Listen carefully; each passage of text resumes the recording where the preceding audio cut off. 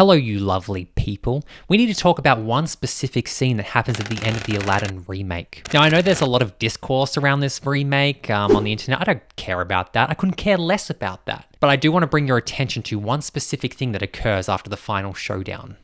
So Jafar is defeated after a climactic chase. Will Smith is granted his freedom. Jasmine gets made Sultan.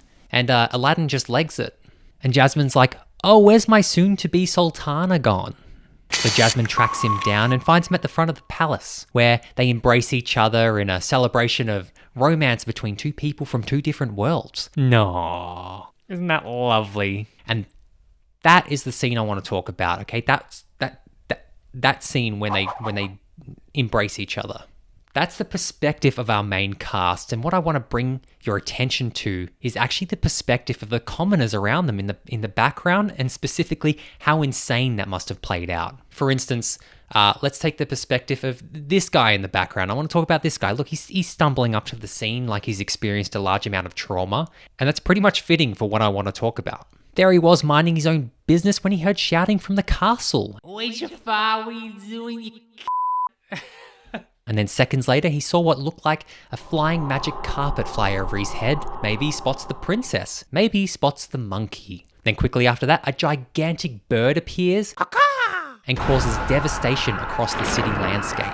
He ducks for cover from falling debris while his mind tries to comprehend the fact that magic is not just a story device for stories passed down generation from generation, but is actually real.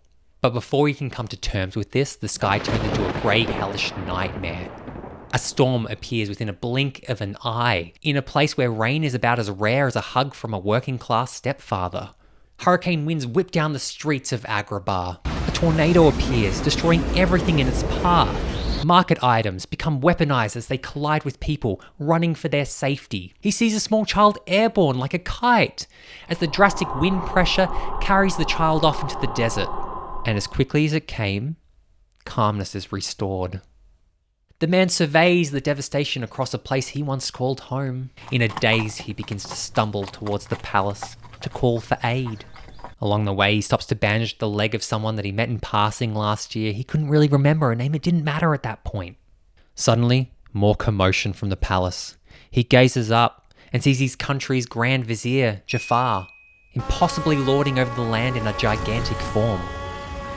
He's also red and shirtless for some reason. But it doesn't faze him. No, his world is broken. This is normal now. He continues to stagger towards the castle gates. He will have his answers. Why did this happen? He finally arrives. He will have his answers. The Princess of Agrabah, she hasn't been seen since the Great Queen died. And here she is, charging out of the gates with conviction. This is a sign. She has come out to the peoples. She will bring order to the chaos and destruction. She will give the answers. She will fix what is broken. He holds his breath and waits. Next second, she walks up to a homeless man and starts making out with him. The man's world remains broken. Side note, I actually really just made this video so I could show that I fixed my dynamic microphone, and now I can do impressions of a stand-up comedian like this. Oh, look at me. I'm a stand-up comedian. I make jokes about how you can't make jokes anymore. In this special that I made millions from, and I've already signed up for about 4 more specials. But, let's talk about a Twitter argument I had 2 months ago with a guy called Balls McGee 123. Let's talk about that for a little bit.